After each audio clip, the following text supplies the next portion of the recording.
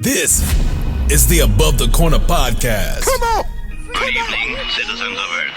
Let's get it. Citizens of Earth, origin, or any other planet in the solar system. Chef Ron and Tay come together to bring you real life experiences. That's right, we touch on everything from life itself, entrepreneurship, family, business, finance, and so much more. We going above it all, baby. Another job well done. All right, fellas, let's get to it. Yo, what's up, y'all? It's your boy Chef Ron, the Great, aka the Corner Store Chef, aka the biggest speaker in the 7-5. And listen, we got another special episode Above the Corner podcast. Today we talking about crypto. Got my homie L.T in the building. L.T, how you doing? What's good? I'm good, man. Yes. So what we here to talk about today? Pretty much we're going to cover the basics. You know, I know a lot of people, they've been interested in crypto. They're hearing stuff. They've seen the prices go up. I mean, right now it's kind of down, but it's okay. Right. This is the best time to buy. Everything red right now. Best time to buy. Everything is red. So what is cryptocurrency? I don't know what Bitcoin is. I don't know what Ethereum is. I don't know XLM, XRP. All these letters are confusing me. Where do I start? What's going on? What is it?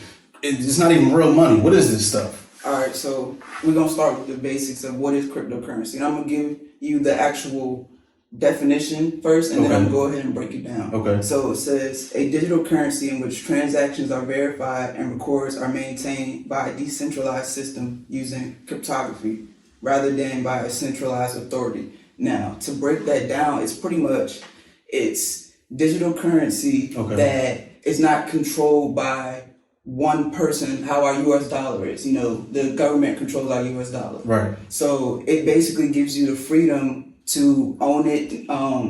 No one can steal it from you unless you sent it to someone. You ain't getting it back. You ain't getting it back. But it's pretty much, it was made to kind of replace the dollar, because I don't know if you know, but the way that we're printing money, like, we can't keep doing that. Like, right. It's going to be obsolete. It's devaluing. Right. So Satoshi Nakamoto, I think that's how you say his name all the way. He came up with this in 2009, and he was just like, look, I'm tired of the government killing our dollar, killing our world. Pretty much, because if you think about how the dollar has killed third world countries, and not even like in a, I'm stumbling. Good. We're gonna cut it out. Not even, where am I going with this? You said the third world countries had the dollar crippled the third world countries. Okay, yeah. So pretty much, because third world countries, their dollar is pegged, or their currency is pegged to our dollar. So the more we print and it lose value, their money is losing value as well. As double, you know what I'm saying? Okay. Sometimes tripling, depending on, how the country's currency is. And gotcha. So pretty much Bitcoin, current cryptocurrency, was made to take away from that, because the value in it will never change. I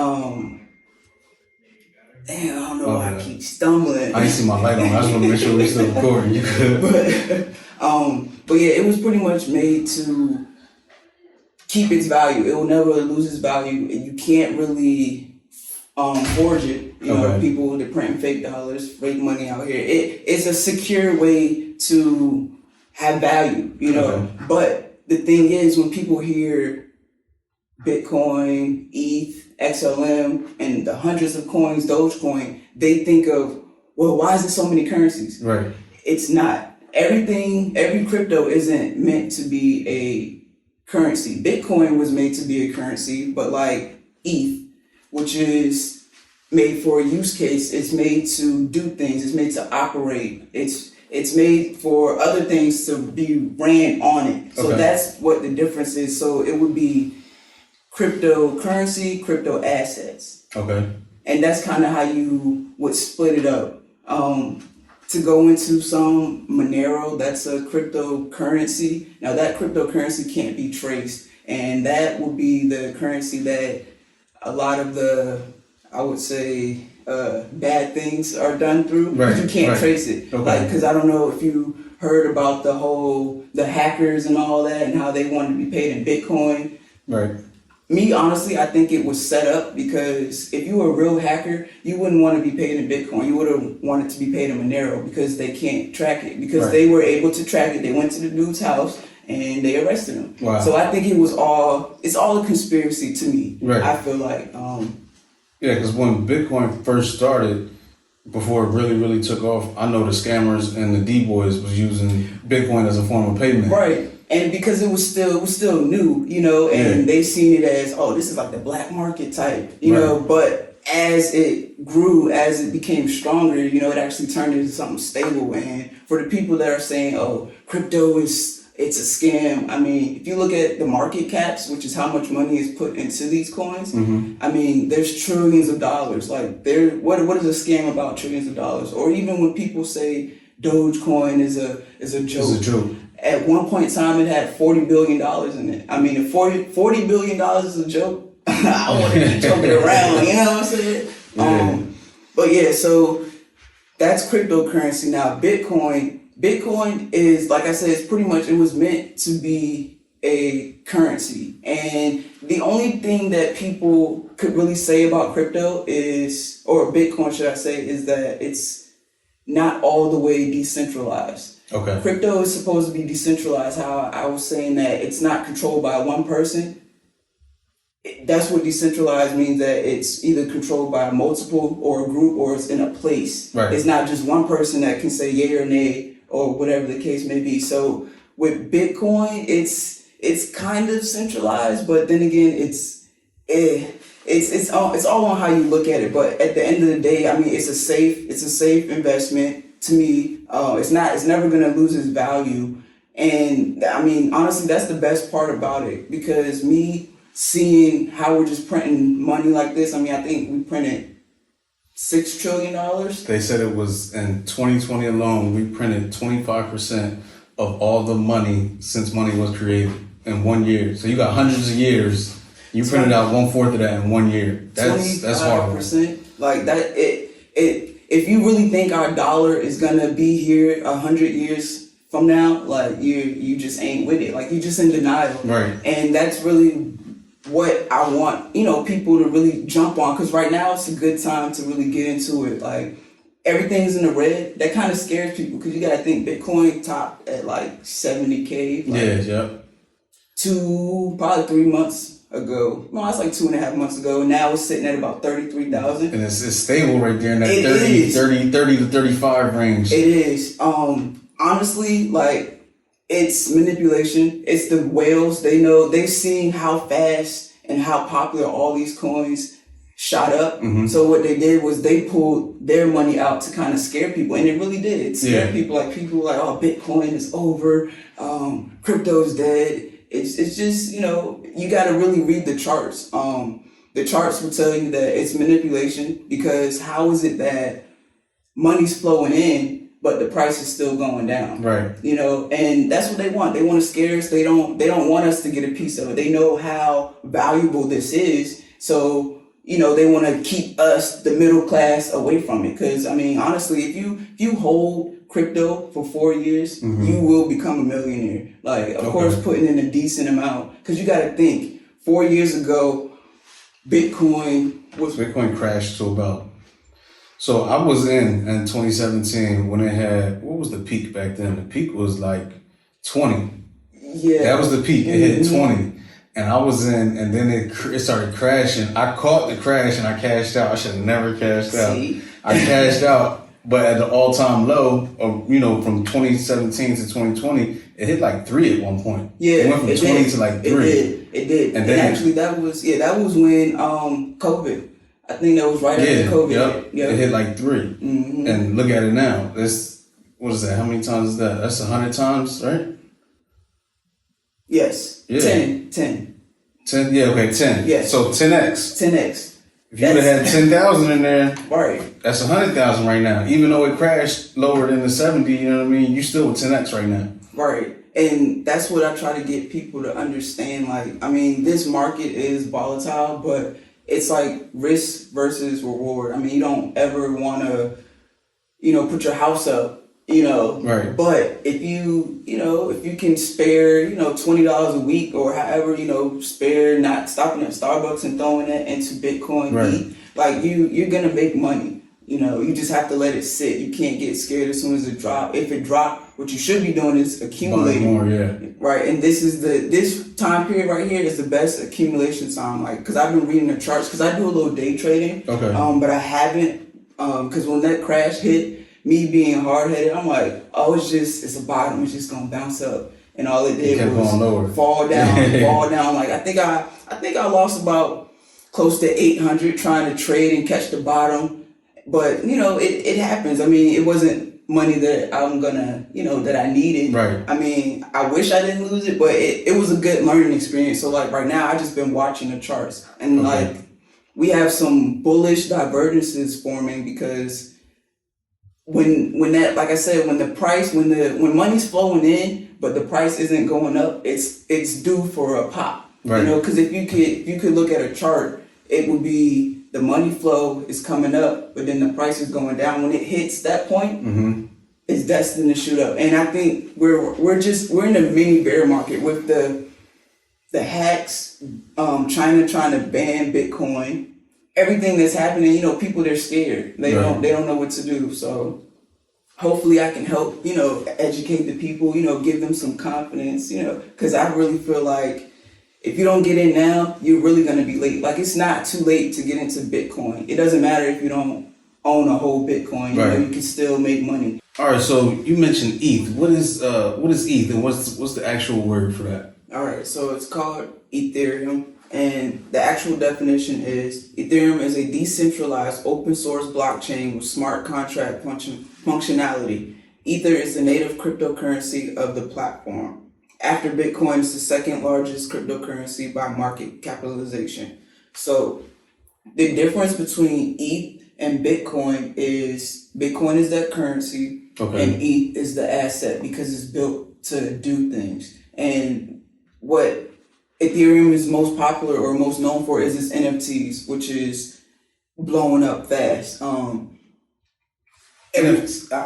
hear about NFTs, but I don't really understand it, and I don't really know what it is. All right, let me pull up that. So NFTs, which stands for non-fungible token, is a unit of data stored on a digital ledger called a blockchain, which is the Ethereum blockchain, and it certifies a digital asset to be unique and therefore not interchangeable. So with NFTs, you can think of it as a digital trading card, digital collectible, music, art, even real estate. They're getting into it.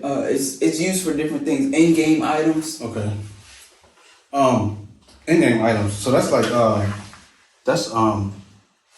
what's the name? Fortnite and all that, right? Right. So think of it as this.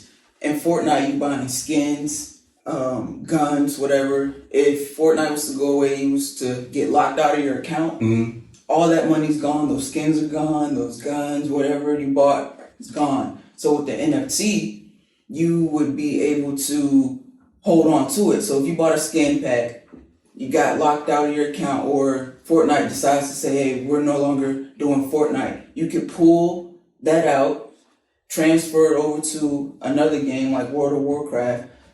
In the future, they will be interchangeable like that. Right now, it's only certain games, obviously. Right. But in the future, once those games are able to do that, you would be able to pull those skins out and put it in World of Warcraft. Or, whatever, Grand Theft Auto. Any type of game, you'll be able to take it from game to game. And that's what's making it so popular in these days, because you got to think the gaming world. Yeah.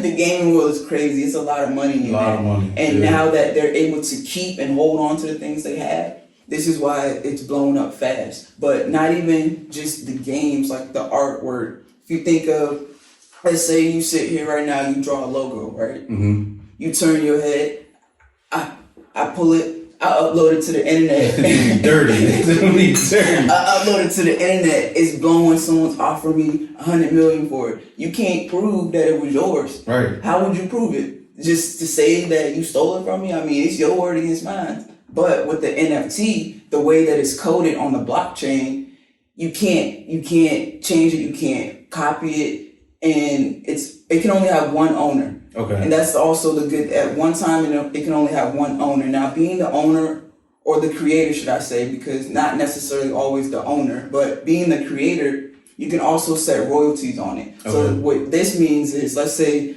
you set a 10% royalty. So we're gonna sell that logo for $100 million. And let's say the person who I sold it to, you know, they hold on for a few months and stuff, but then they want to see how much they can flip it for, and they sell it for $150 million.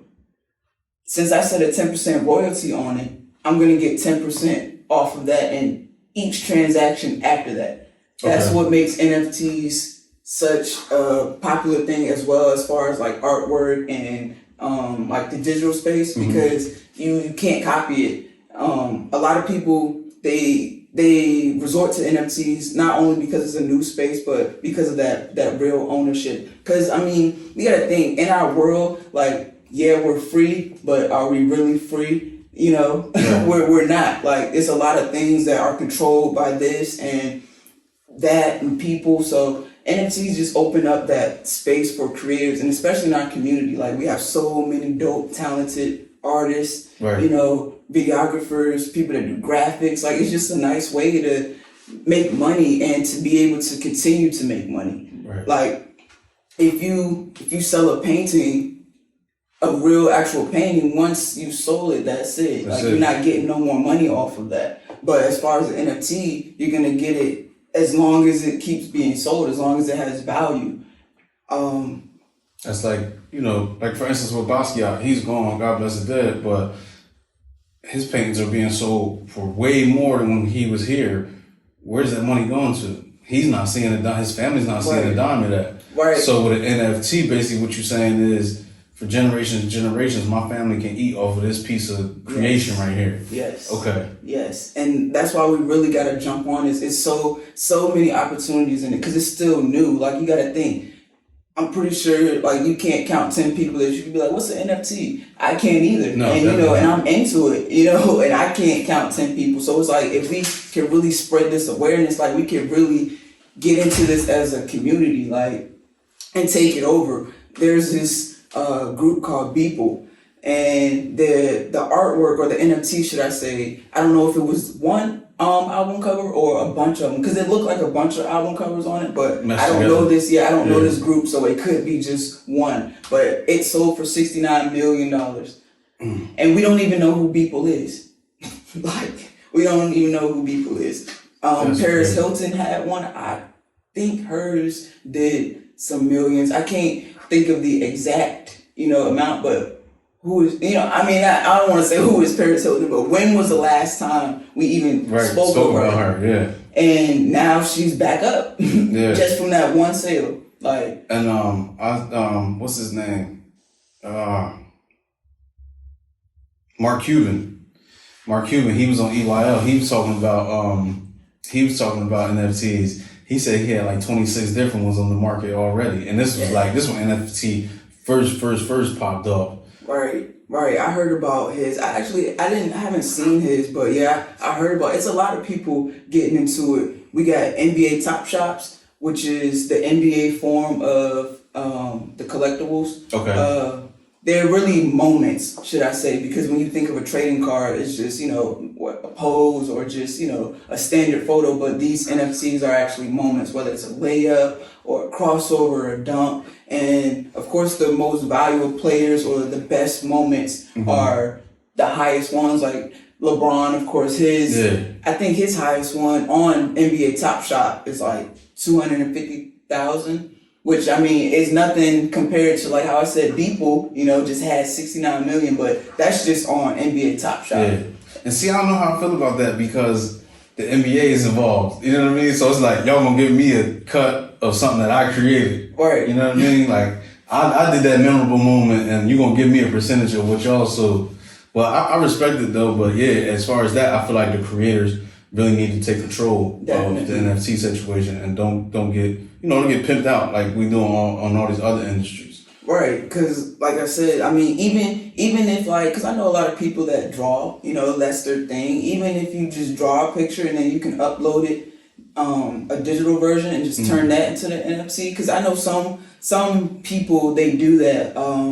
specifically, there's this company that make cryptocurrency shoes and as an NFT. So like all it is, the NFT version is just a shoe with maybe Bitcoin on it or a nose or something, but they actually send you a physical pair. So I mean, you know, if that's what you're into, like, you know, you might like that, but you know, even if, like I was going to say, even if someone's drawing a picture, if they just upload the digital version, you know, you could have both. You could either send it to the person who bought it, or, you know, you could either sell that. You know, you could actually have two incomes going off the same. So, I'm the creator. I sell my item, right? I sell my NFT. So, that person is the owner now, and I'm still the creator? Yes. Or do I still own the original? No. If you're the creator and you sold it, you're no longer the owner, but you're the creator. You get the royalties. Okay. So that owner, they don't get any royalties. So if they were to sell it, that's it. You know, they're not getting nothing else off the next sale and the next sale. Okay. You are. So am I able to still use, say I put my logo up, say I put the Above the Corner podcast logo up, it sells for 10 million, so on and so forth. Am I still able to use my logo? Yeah. Okay. Yeah. Like, okay, so and that's the thing. So and I want to take it back to the top shops, because at the end of the day, like, these are moments that you can just Google, you know, LeBron dunk, and it'll be there. So like, you don't actually own that moment. Like, if ESPN want to play that moment again, they're going to, and they can free will. It's just that NFT, it can't be copied. It can't be replaced. You're the only one that owns that NFT moment. Okay. And there are like, okay, so there could be 100 of the LeBron dunks. They're all coded different. Like, they could be in the same class, so you could have like 100 of those dunks. They're all different, but they're the same. Kind of like a regular trading card, how you can have a rare card, you know, you can have 100 of them, and they're just in different packs or different people have them. Okay. It's just that they're all different in the way that you can't see it because it's on the blockchain. It's coded different. Like, you wouldn't be able to physically see it, but if you had that and I had it, it would be different. They're the same when you look at it, but it's different as far as being able to copy it. Okay, but let's jump back into crypto. So let's say I'm an old head, right? Mm-hmm. And I don't want to hear nothing you talking about. I get paid every 2 weeks. The cash money hits my deposit in my account, direct deposit. I don't know what y'all talking about with that foolishness, with that digital fake money. I'm going to stick with this paper money. How can we get them out of that mentality? The best way is just, I mean, honestly, to be able to explain like the common sense part of it. Like, how are we going to continue to print all this money and it be valuable? Right. You know, and if, you know, they come up with a good excuse after that, then also the next thing would be the decentralized point of it. Like, there's no one controlling it. You actually own it. It's yours. You control, like, you send it, you keep the bookkeeping of it. Like, you do everything. No middleman is in it, you know, to dip and dab and to loan it out, you know, because that's what they do with our money in the bank. They loan it out. Like, none of that can happen. And also, I would just say, look at how we evolved. I mean, if you think back to when there wasn't any computers, even televisions, like, who would have thought that we would be here now? You know, especially with cell phones, to where you can do everything. Like, you really don't need anything else, you know, but a cell phone. Yeah, at this point, you don't need a laptop or anything. Right, yeah, everything is used on your cell, even to the camera quality. Like, you could compare the Max Pro to a Canon camera or a Sony camera. Like, it's just, we're evolving each and every day, and we're not going to stop. So it's just like, you really have to just get with it, or you're going to be left behind. And think of, you know, when people didn't think Amazon was going to be anything, or even before that, think back to Netflix, when Blockbuster had a ball laughing, and now look at Blockbuster. Yeah. And now look at Netflix. And if you don't think that there's going to be something that boots Netflix out down the line, then you just stuck in those ways. And it's probably going to be hard to convince, but like, there was an old head that worked with me, and we were talking about crypto, and he was like, "What is that? You know, what is that?" And I'm like, what what you mean? You know what it is. But nah, he's just like, man, you need to invest in some real stocks. And I'm like, well, first, crypto isn't stocks.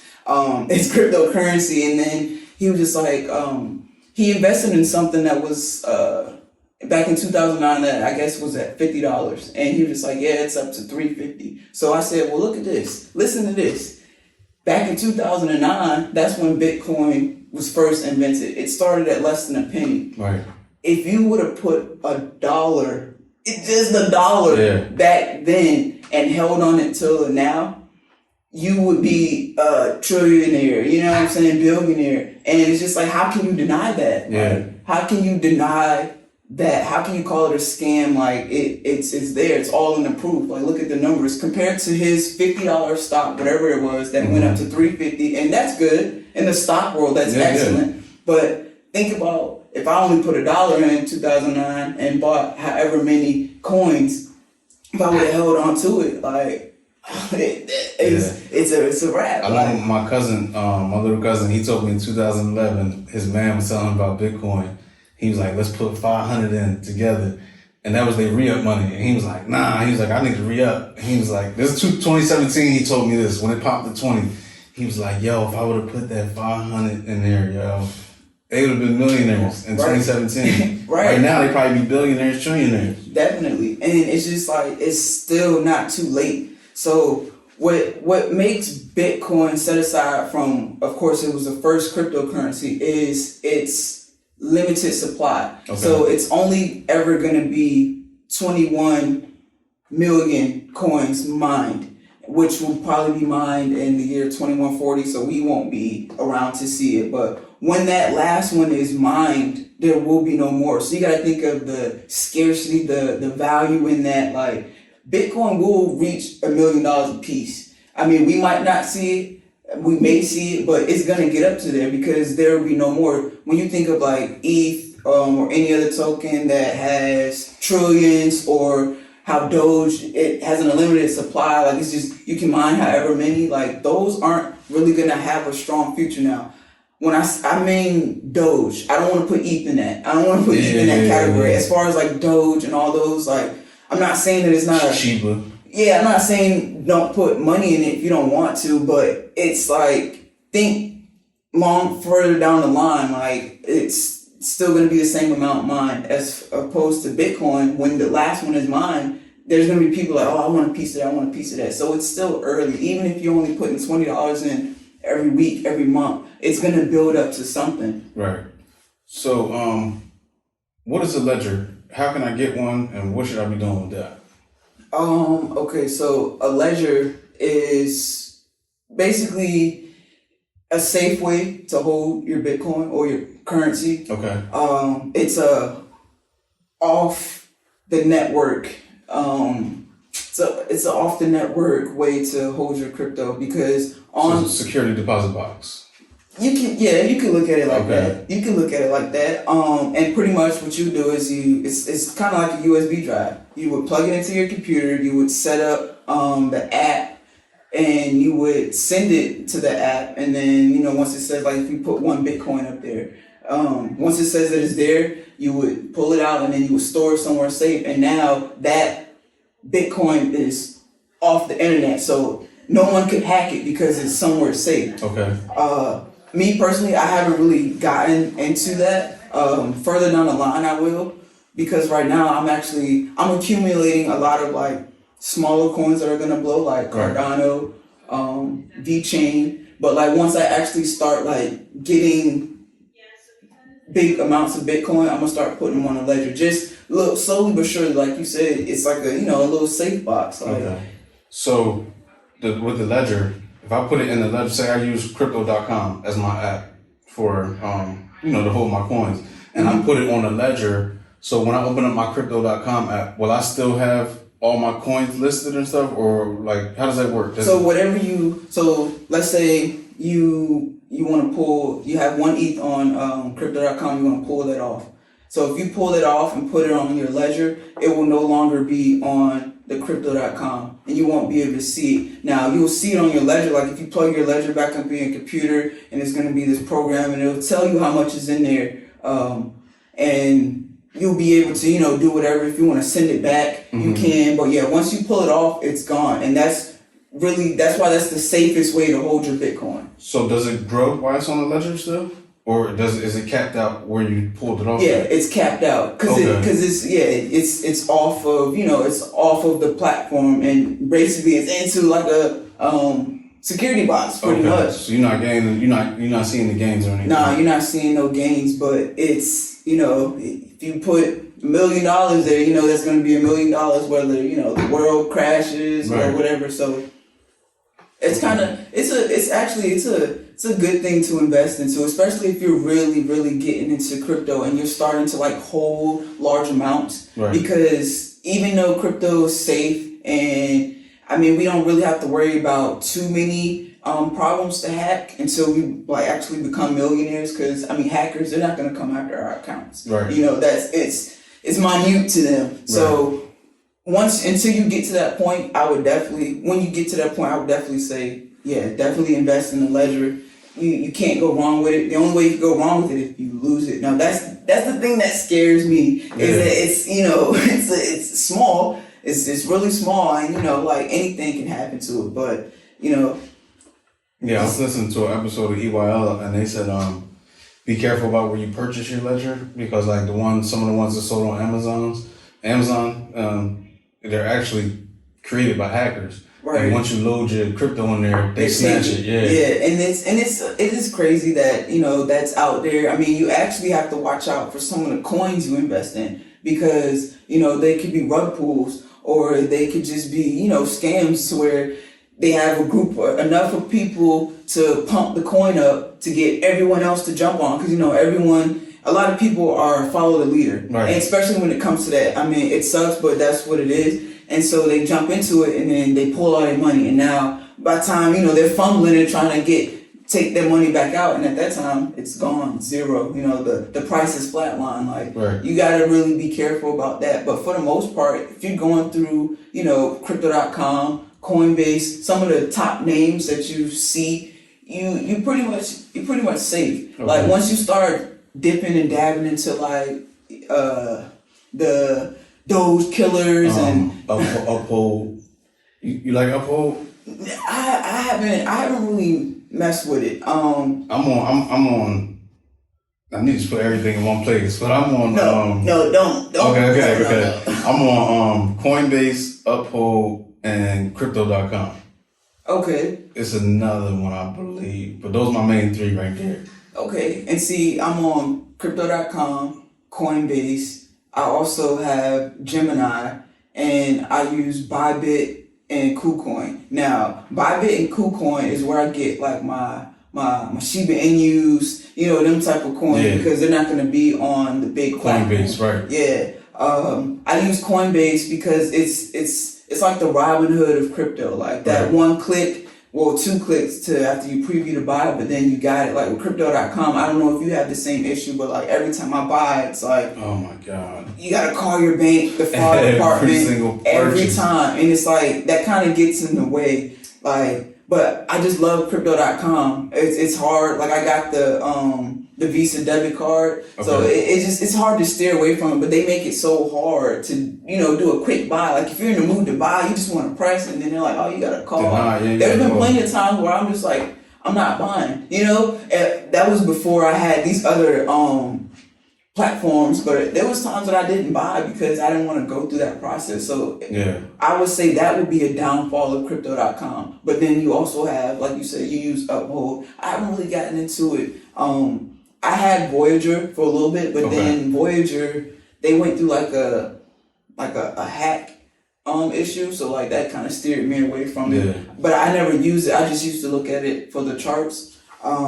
See, I got Uphold because when Doge, I got in at Doge at like 7 cents. That was right before, it was taking off, but it ain't really take off. And Uphold was the only place you could get Doge besides Robinhood, and we know the issues with Robinhood, so I didn't want to purchase anything on Robinhood. So my man put me on Uphold. That's how I ended up on Uphold. So I got my Doge over there, and I got my XRP over there. Okay. On Uphold. Unfortunately, my Doge, well, some of my Doge is on Robinhood because when I got into it at 2 cents, so it was like I was fumbling, and and people were saying you got to get it from here and there, and it was on Robinhood. It was there, and I just like, you know what, I'm just gonna get on Robinhood, because I didn't want to miss out, and I'm glad I did. I mean, it sucks because I don't actually own that, but I mean, I can still make money off of it, and that's why I decided to start buying off of other platforms, which I have it on Gemini. I like Gemini because they're staking. Have you looked into like the staking? I haven't. Okay, so staking is pretty much you, depending on the platform you use, they allow you to stake certain coins. So Gemini, you can stake USDC, which is the US dollar coin. Right, it's a stable coin. So which a stable coin means it's never gonna lose its value. It's dollar for dollar. So if you put in $100, it's gonna be right. So they have it to where you can stake USDC for, I want to say like 4% gain, 6%, somewhere between 4 and 6%. So just for holding that money in USDC on that platform, you will gain 4 to 6% annually.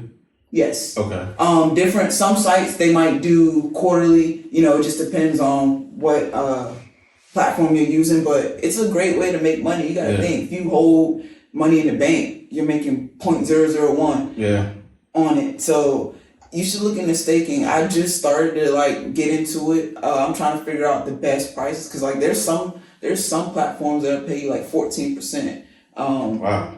Right, it's crazy, but that's how they get the use case. That's how they get people on their site. So it's still benefiting them in the end. Yeah, it's a good way to make money. Like if you want to get in crypto, but you just don't know what to buy. I mean, you can start with that. And the good thing about having a stable coin is your money is already in crypto. Like I was saying with Crypto.com, every time I want to make a purchase, I got to call the fraud department, be on hold. So if you was to put your money in a USDC, you don't have to worry about like, oh, it's gonna be gone, or the price is gonna drop. It's not. So it's like it's gonna be there. So when you see, oh shoot, Doge just dropped back down to 7 cents, which I hope it don't, but it dropped back down to 7 cents, you can just go ahead and buy instead of having to call or move money. Because some platforms, it's like regular stock exchange to where it takes 4 to 5 days if you do like a bank wire. Yeah.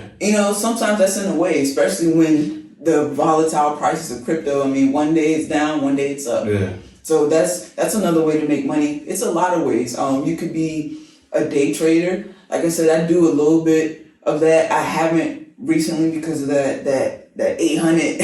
I mean, and it went fast too. I mean, it was my fault because I wasn't reading the charts on a zoomed out perspective. You was reading that 5-minute chart type. It was like I was looking like, okay, when it first started to drop, I'm like, oh shoot, this is the bottom. It's definitely gonna shoot back up. And then when it fell again, I'm like, oh well no. Well, this is the actual bottom. And I did that about 3 or 4 times, and then it landed me, nowhere. So I'm like, all right, let me just take a step back. But I'm kind of glad it happened because I actually got to learn from it. I just took it as a learning experience to just, if there's no clear trend on the charts, just take a step back, you know what I'm saying? Look, do some research. And that's what I did. And that's how I started to get into like these other coins, because my main focus was trading. And then once, the market started to get choppy, I'm like, all right, let me see how else I can make money. And that's when I came across the Shiba Inu. Yeah, Shiba. I need Shiba. I need you to hit 1 cent. That's all I need. That thing hit 1 cent, I'm out of there. Right. I'm cashing out ASAP. I need that. I need that. So we in a hell of a dip right now. I got a homie. He invested 40. He down to 17 right now.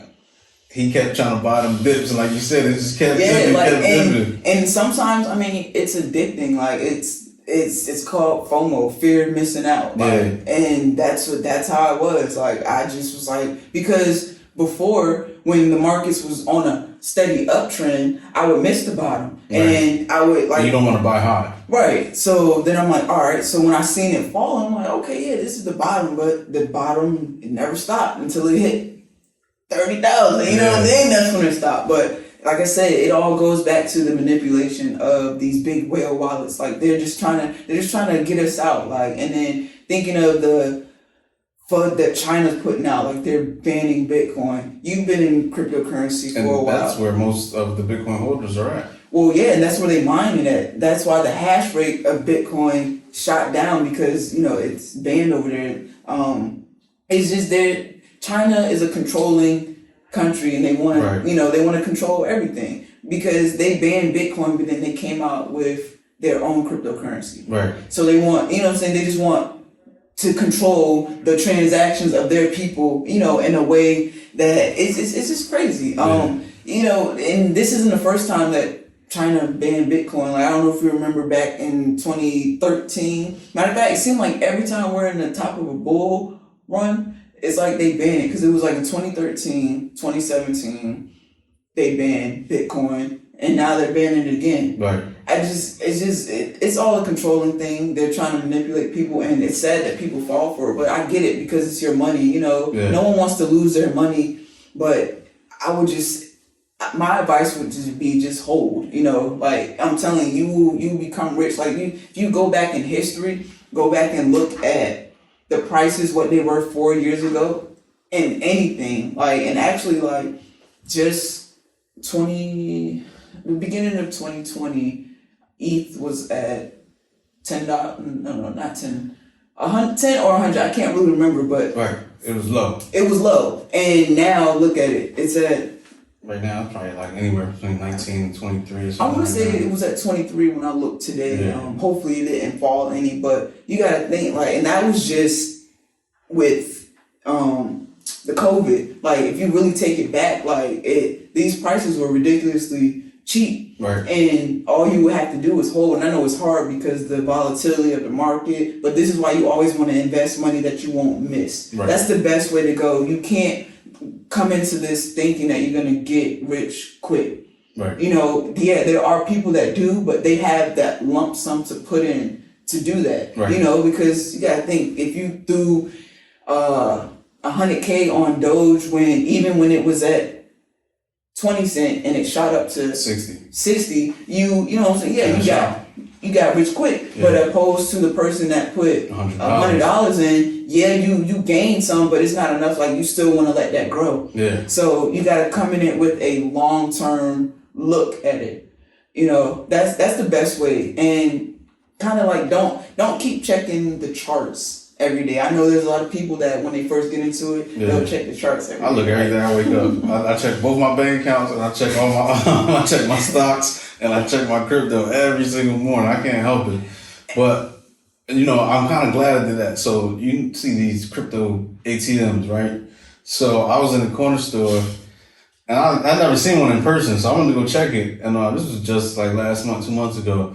And it said the price of Bitcoin was at 44, and I'm like, I hadn't checked the charts that day. And I was like, yo, we up. Because last time I checked, it was 33. So I ran to my phone, checked my phone. It was still 32, 33. I'm like, so what's up with the machines? I will never mess with it. Because if it's telling me it's 44 and it's not. Well, as far as, so I've only seen one in person myself, and that was in Miami. And for people that don't know, Miami is Bitcoin central.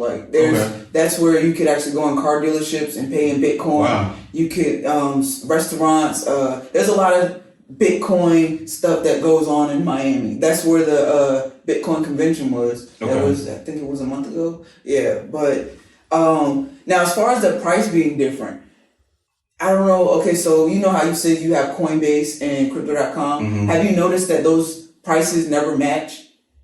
Right, because they're on different speeds. Right. Well, yeah, they're on different platforms. So maybe, whatever that ATM was connected to, it was just a higher price, as opposed to what you were looking at. But that could be also if you get on Bybit and you see that Bitcoin's at 30,000, but you get on Coinbase and it's at 35,000, it just means that more Bitcoin is flowing in and out of Coinbase. Okay. That's what makes that, that variance right there. Gotcha. That's the only thing I can think of as far as the ATM. If that's not the case, then I don't know. I felt real scamish. I was like, nah, I gotta stay away from that. Right. But okay, so what's next for crypto? You know about the you aware of the SEC situation? Yeah. Touch on that for the people. Well, which part? The XRP? Yeah, the XRP one, yeah.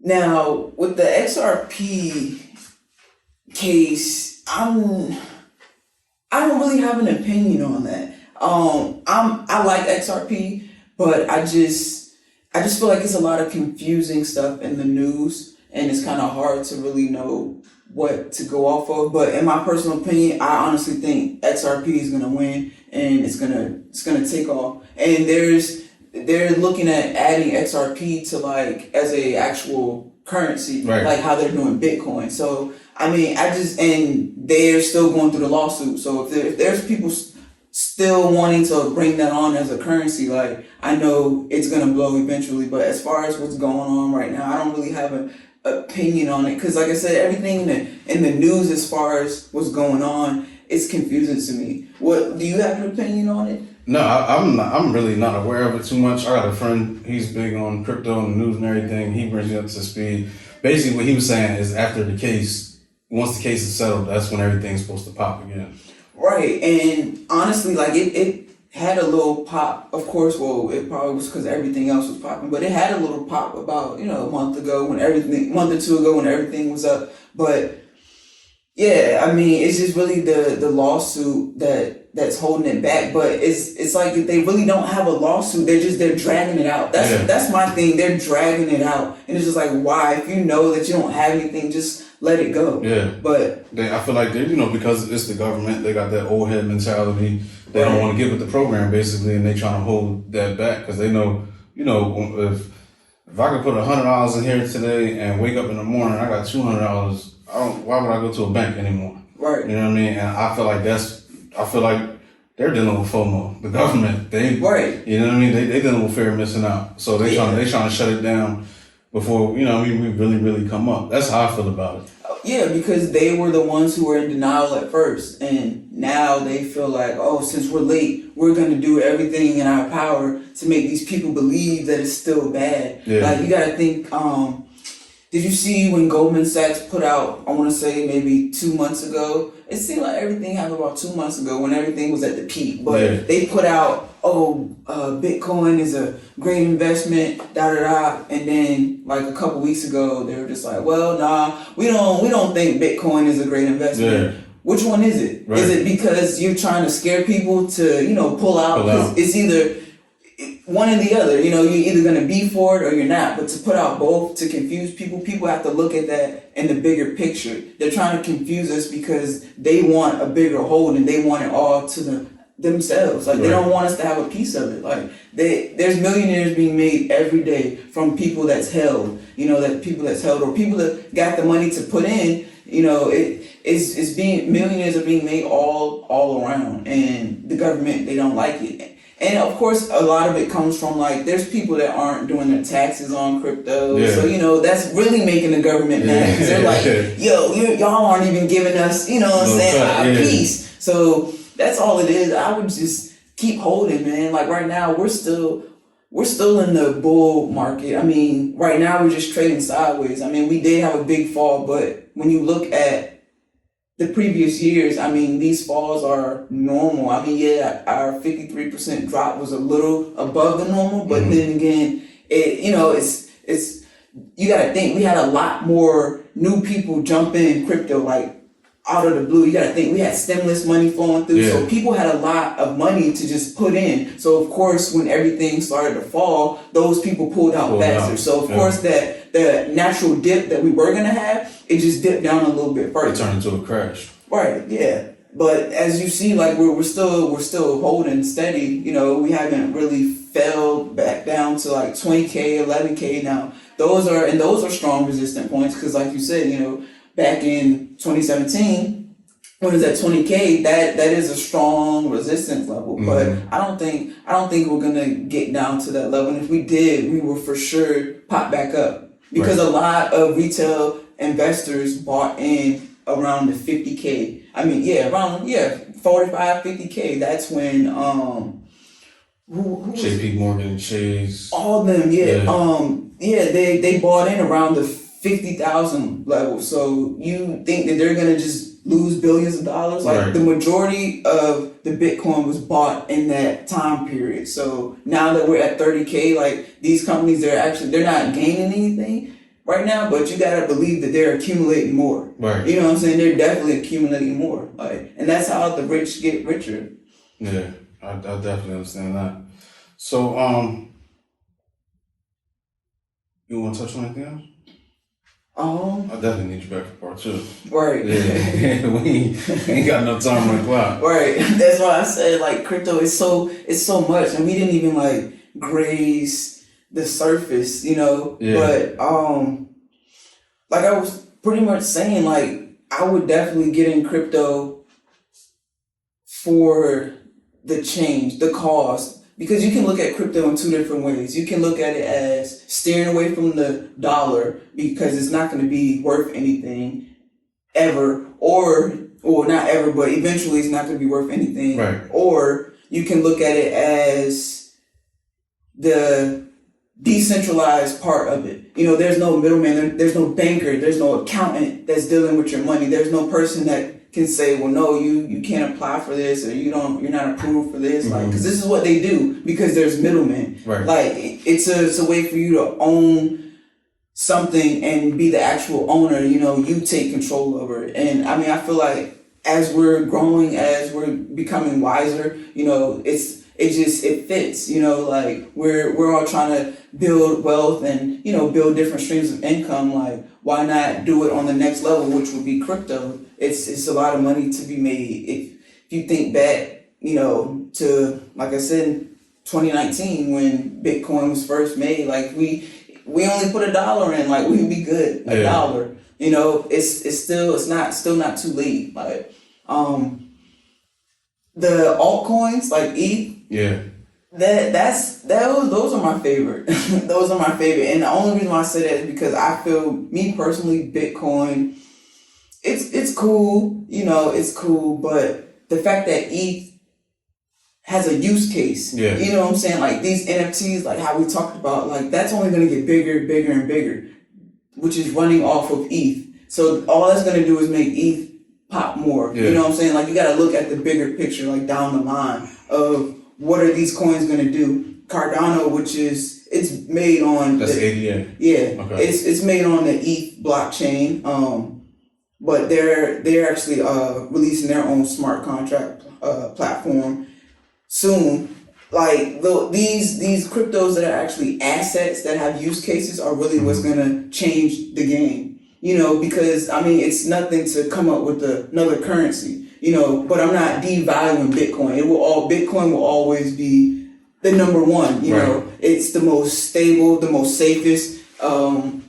You know, we have big companies that have it in their portfolio. Right. So, you know, it's not going anywhere, but these altcoins, they really are where we could really make, you know, a lot of money, especially being in the middle class. Right. Yeah, that's really it. Like, we just gotta get our people onto it.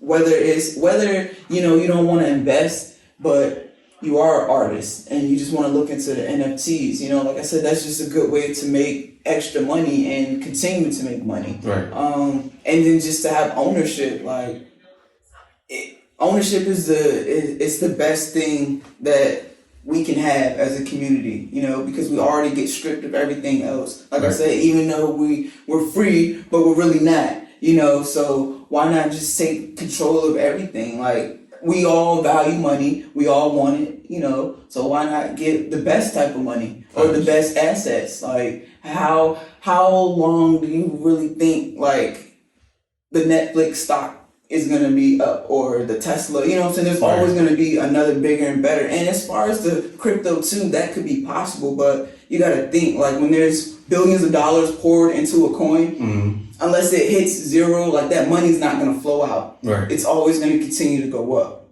You know, of course, there's going to be dips and stuff, but the overall picture is going to go up. Right. So I just think this is the best time to get in. Like, and it's not really hard to learn. Just do your research. Like, that's what a lot of people feel. They'll get on YouTube and just, you know, find a video, watch that video, and then they have this perspective. Yeah, their mind made up. Yeah, and it's like, it's not that, because that person could have been putting out, you know, for news. You know, they could have just been putting out whatever. Acting off emotions. Right. So you want to actually do your research, pull out a chart, you know, look up some history. Like history repeats itself in crypto. It's not going to be the exact same, but you can kind of see like, oh, okay, so there are dips. You know, like people were really saying that Bitcoin was over when it dropped. And it's just like, you obviously are new, or you're trying to scare the new people. Right.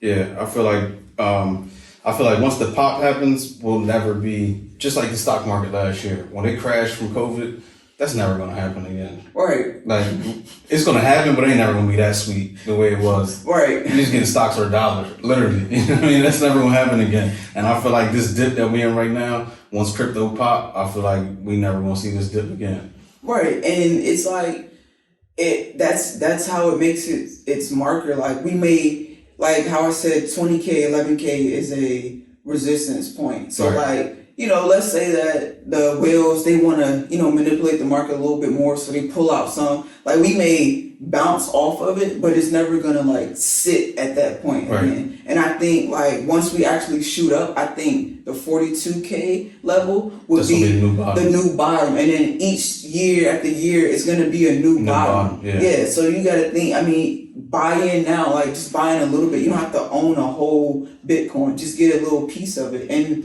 you know, if you just feel like, well, it's still not enough for me, I mean, look into Ethereum or, you know, Cardano. Like these are the strong projects that actually have some worth. And I don't want to ever discredit Doge because I do own it, or the Shiba Inus or the Safe Moons. I don't want to ever discredit those, but like these are, they're meme coins that at any given day, you know, they could just vanish.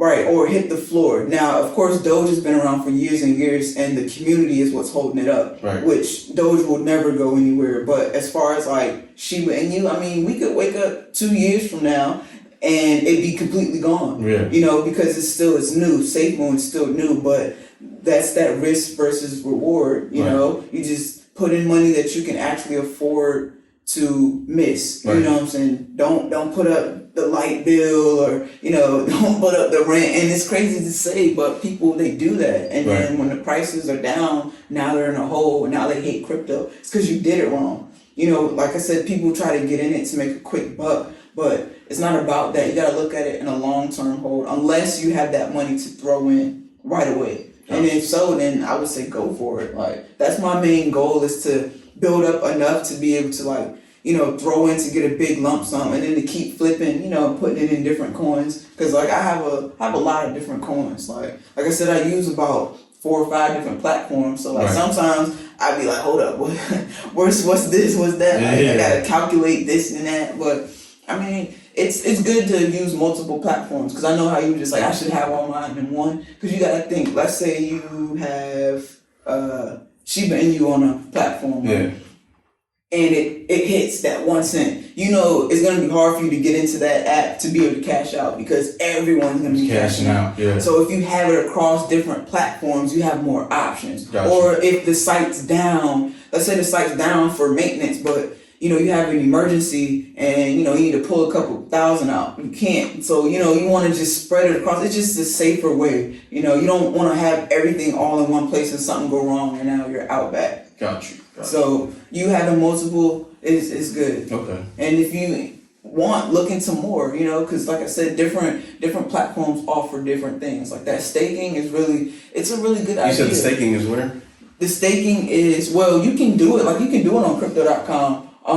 But I do it on Gemini. Okay, that's what I thought you said. Yeah, Gemini. That's but the only thing about Gemini is they only have about 10, 12 different coins that you can actually buy. Okay. So that's why I said different platforms are for different things. Gemini, they just have that the percentage on how much they give you to stake is high. Crypto.com, I like how they have a lot of options, and it's fairly easy, because if you use a site like KuCoin or BitSmart, where you have to actually like buy XLM and then turn it into this, and then like that can get confusing for a lot of new people. You know, a lot of people get frustrated, but I mean, once you get into it, you'll either learn it, or, you know, you just won't mess with it. But those sites are like the ones where you can get all the 0.00001 Oh, we fine. We still. Oh, shoot. No, I'm like, you said 0.001. Yeah. But yeah. So BitSmart is where you can get the point like 001 coins and all that. You know, the ones that you could throw $100 in and get 2 billion shares. You know, I mean, like I said, those aren't to discredit, but like, don't jump in those thinking that you're gonna be a millionaire next week, right? Because it's not gonna happen. Right. Like, it's just not. You gotta hold. Like, just think of it as a smarter way to invest. Like, and because when you think of stocks, and I don't want to discredit stocks, but it's like you can buy as many stocks as you want, but you don't really own it. Like, you can have 100 billion shares of Apple, but I can't go in the Apple store and say, hey, yo, I own this. You know what I'm saying? I got all these. They're going to look at you like you stupid. At Starbucks, you can't just go in and be like, yeah, this mine. Like, you're not really owning it. So, like, let's get into something that we can actually own. Like, we've already been put on the back burner, you know what I'm saying, with our culture, our race. Like, let's really get on the front end, you know, like, take control. Like, it's not nothing to be scared of. You just have to be smart when you're jumping into crypto. Like, just be smart, do your research, and you'll do fine. Like, trust me, you will. Like, you can speak on it. Like, you were in Bitcoin, you know what I'm saying? Even though you got out. Even though you got out, but you know, you could tell the story of if you would have held, you could have been, you know what I'm saying, in X amount of position. Right. You know, so now you know to hold, you know, for the next 4 years. I definitely learned my lesson. Yeah. But thank you, LT. I truly appreciate you coming out, talking to the people. We definitely need you back for part 2 because, like you said, we haven't even scratched the surface. There's so much in this crypto. Close us out with a word of wisdom for the people and let them know where they can find you, Instagram, and all of that. All right. So, if y'all don't learn anything else from this, just do your research. Be smart about your money. Like I've stated, I lost money because I was trying to, you know, catch the bottom and I wasn't pulling out, looking at the bigger part of the charts. But just be smart about your money, man. It's not hard to learn this. You can find me on Instagram at Lyrical Talent. Hit me up on Facebook, L.T. Cherry. And as you see, we're repping the Hungry brand. Got the special shout out to Hungry this week. I saved this shirt for months for this episode. Never more. Right, and shout out to my artist Deja. She's dropping a new song July 9th. We need Deja up here too. Definitely. Like, we're just out here working, man. I just want to be able to, like, I want people to grow with me. Like, I'm still new. You know, I started to get into crypto last October, but I didn't start really investing until January. Okay. You know what I'm saying? So I'm really new. It's just I wanted to learn. So I watched videos, read articles, studied the charts, you know, and I just compressed it into one. So each and every day I'm still learning more and more, but I'm able to spread the word. Right. You know what I'm saying? Just lead you into the right direction, because whether you want to be a day trader or you want to just stake, or, you know, you want to get into NFTs, it's a lot that you can jump into as far as the crypto world. So definitely get on it, man. We got to. Yeah. So look, man, listen, like, comment, share, subscribe, do all of that stuff, get us flown on the algorithm. We trying to reach the top of the YouTube charts, YouTube page and all that. Truly appreciate y'all checking out another episode. Listen, man, put God first. Everything else gonna follow. Head up, chest out, run your laps. If you knew better, you do better. You get with a chef in the blue sweater above the corner podcast, and we out.